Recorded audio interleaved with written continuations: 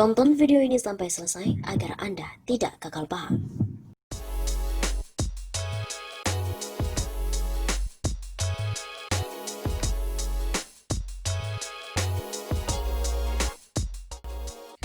Panas dingin hubungan Muldoko-Gatot Nurmantio. Hubungan Muldoko dan juga Gatot Nurmantio pun memanas. Kepala Staf Presiden di Kabinet Presiden Joko Widodo menyindir Gatot yang saat ini memposisikan diri sebagai oposisi pemerintah. Seperti apa hubungan dua jenderal purnawirawan itu? Muldoko dan Gatot Nurmantio terpaut satu angkatan sebagai perwira TNI Angkatan Darat. Muldoko merupakan lulusan Akmil tahun 1981, sementara Gatot Nurmantio adalah lulusan Akmil tahun 1982. Gatot menggantikan Muldoko sebagai Panglima TNI pada 8 Juli 2015. Atas pilihan Presiden Jokowi, Gatot menggantikan Muldoko yang memasuki masa pensiun. Soal pilihan Gatot sebagai gantinya, Muldoko tidak memberikan pro maupun kontra. Setiap orang memiliki kemampuan, setiap orang memiliki kelebihan.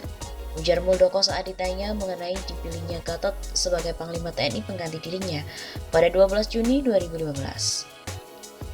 Muldoko juga enggan menjawab saat ditanya-tanya tentang syarat apa yang belum dipenuhi Gatot untuk menjadi Panglima. Kok tanya saya? Nantikan saat fit and proper test, ketahuan semuanya. Kemudian Gatot dilantik menggantikan Muldoko pada 8 Juli 2015. Setelah mendapat persetujuan dari DPR, Muldoko turut hadir dalam pelantikan Gatot di Istana Negara oleh Presiden Jokowi. Muldoko pun memberikan pesan pada Gatot yang menjadi penggantinya. Ia berharap Gatot mampu lebih meningkatkan sumber daya manusia serta profesionalitas di tubuh TNI. Penguatan intelijen TNI juga diharapkan tetap dilakukan. Ia diharapkan bisa lebih meningkatkan sumber daya manusia serta profesionalitas pada tubuh TNI sendiri, serta penguatan intelijen TNI diharapkan juga tetap dilakukan. Jelas Muldoko usai pelantikan Gatot sebagai Panglima TNI. Serah terima jabatan antara Muldoko dan Gatot dilakukan pada 14 Juli tahun 2015 di Mabes TNI, Cilangkap, Jakarta Timur. Dalam kesempatan itu, Gatot menyatakan dirinya telah 3 kali menerima penyerahan jabatan dari Muldoko. Ini tradisi saya dengan Pak Muldoko, sertijab yang ketiga. Sebelum menerima jabatan sebagai Panglima TNI, Gatot pernah menerima jabatan dari Muldoko sebagai Sespri Wakasat pada tahun 1998.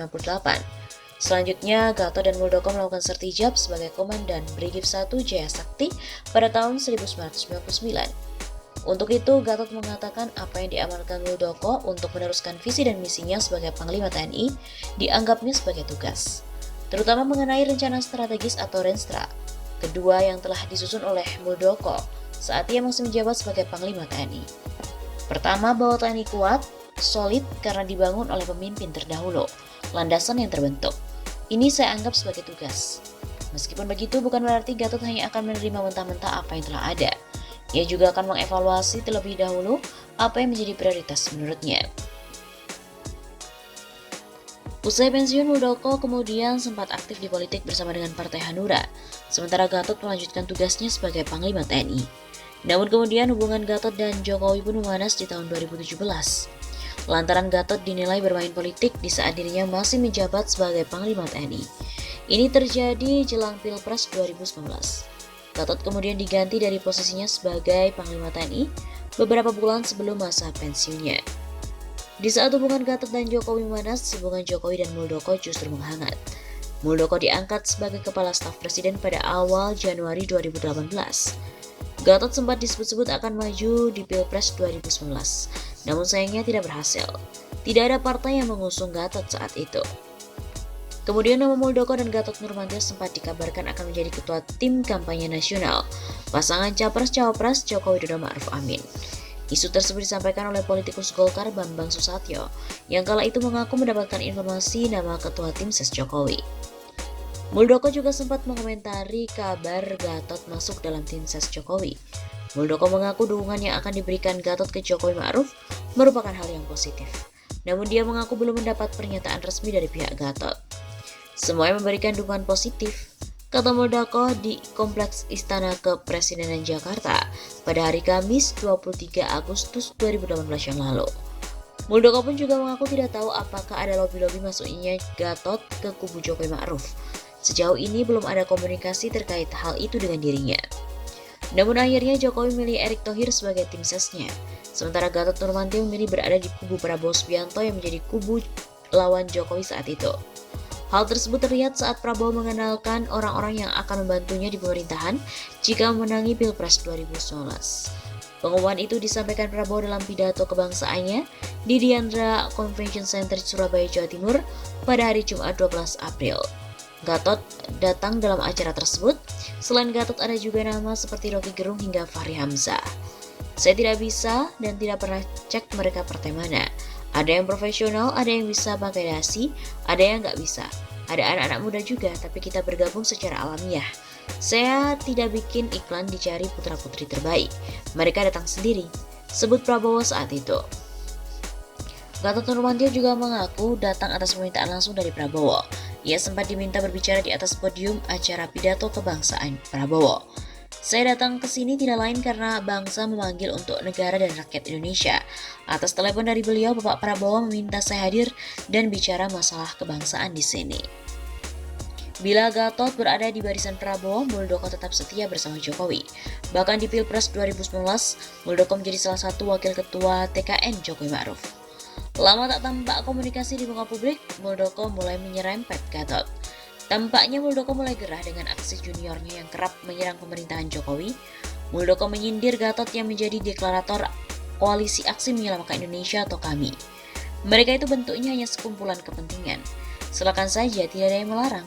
Kalau gagasannya bagus kita ambil, tapi kalau arahnya memaksakan kepentingan akan ada perhitungan. Begitu kata Muldoko.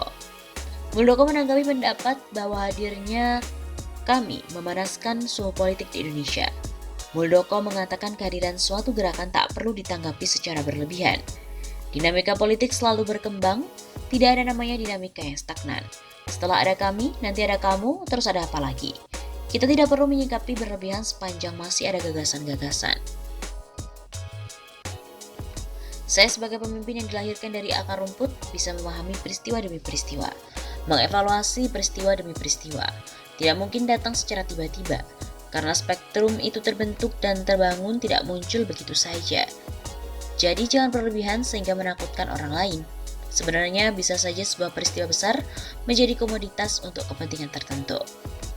Terakhir, Muldoko berbicara menyindir soal aktor politik dan ambisi bisa mempengaruhi perubahan sikap seorang pensiunan TNI. Ia memang tak menyebut nama, namun tampaknya Muldoko sedang membicarakan Gatot. Muldoko mulanya menjawab pertanyaan soal seorang mantan Panglima TNI yang bicara isu kebangkitan PKI.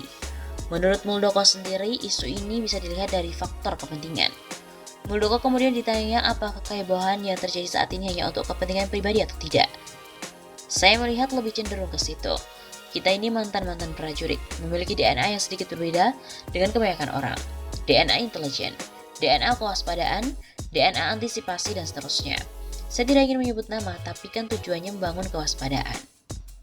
Muldoko kemudian bicara soal Sapta Marga di jiwa prajurit dan mantan prajurit TNI. Dia mengaku tidak yakin Sapta Marga seorang pensiunan TNI masih 100% jika sudah tercampur dengan kepentingan.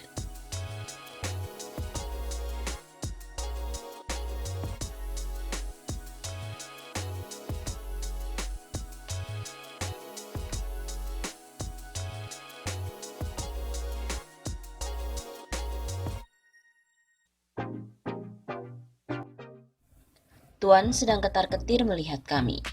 Kehadiran Koalisi Aksi Menyelamatkan Indonesia atau KAMI ternyata menggetarkan tirai belakang layar kekuasaan hingga ke jantung otoritas tertinggi.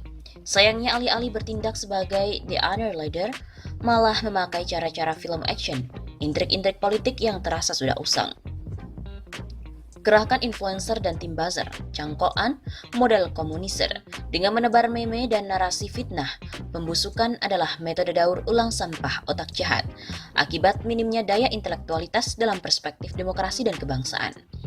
Siapapun perilaku aktor di balik layar penyerangan moral kontra demokrasi ini dipastikan adalah pihak yang tidak ingin Indonesia berubah menjadi benar dalam langkahnya, kecuali hanya sesuai dengan kehendaknya. Mereka memang masih mencoba mendemonstrasikan kekuatan supernya di bidang penguasaan ruang media publik, media sosial, atas politik dan hukum. Intimidasi secara halus maupun kasat mata. Twitter Din Syamsuddin kena hack. Juga situs Tempo.co. Juga sempat diretas oleh influencer gelap. Kelompok di balik layar ini sesungguhnya dapat diduga sama dengan pelindung pelaku RUU HIP. Modus politik represif kekuasaannya pun sangat menonjol. Dubes Palestina sampai harus membuat klarifikasi tertulis yang narasinya mengindikasikan adanya komunikasi yang bernuansa kepanikan, mencerminkan kemunduran diplomatikan dari demokrasi Indonesia di mata para diplomat dan pengamat negara asing. Pasalnya, kehadiran Dubes negara sahabat bukan sebagai deklarator, tapi undangan terhormat. Jadi, para tuan-tuan yang ketar-ketir melihat kehadiran kami sudah terkena sindrom posesif di muka sebelum mempelajari lebih dahulu apa konten deklarasi dan maklumat kami itu. Kemungkinan analisis terdapat kegagalan besar dalam pengelolaan negara oleh tim pemerintahan Jokowi menjadi sangat menonjol bila dilihat dari cara mempertahankan kekuasaan yang tengah digenggam erat-erat itu. Daripada susah payah meminta bantuan tambahan influencer dan buzzer untuk mendestruktif kehadiran koalisi sadar bangsa bernama kami ini, lebih baik dana yang menurut ICW ini sebesar 90 miliar rupiah itu dan hasilnya hanya semakin memperburuk situasi persatuan dan kesatuan bangsa saja. Maka sebuah acara bertema solusi nasional dengan sejumlah panelis yang menghadirkan seluruh jajaran kabinet kerja tanpa kecuali berhadapan debat terbuka dengan tim dari kami. Barangkali cukup dengan 5 atau 3 nama, di antaranya tentu Din Syamsuddin, Rizal Ramli dan Rocky Gerung, juga Syahganda dan Refli Harun. Dan apapun hasil rangkuman panelis independen wajib dipublikasikan tanpa kecuali. Mungkin ini adalah cara terbaik dalam demokrasi Pancasila yang tengah menghadapi situasi tidak menentu akibat tata kelola berdasarkan selera dan bukan nalar logika. Jadi daripada sedemikian ketar-ketirnya tuan-tuan menyambut kehadiran kami dengan pola raga memalukan itu sehingga membuat makin tajam sinisme kepada kepemimpinan, lebih baik menyerah terhormat dalam ruang tukar pendapat terbuka langsung di mata publik. Bila penguasa yang sudah kehilangan kepercayaan besar rakyat itu semakin anjlok gak karuan di antara puluhan ribu meme satir kiriman rakyat dari mereka yang jujur, non-buzzer, non-influencer itu, maka tidak tertutup ketar-ketirnya tuan akan berubah menjadi kegetiran teramat pahit meski masih ada kuasa.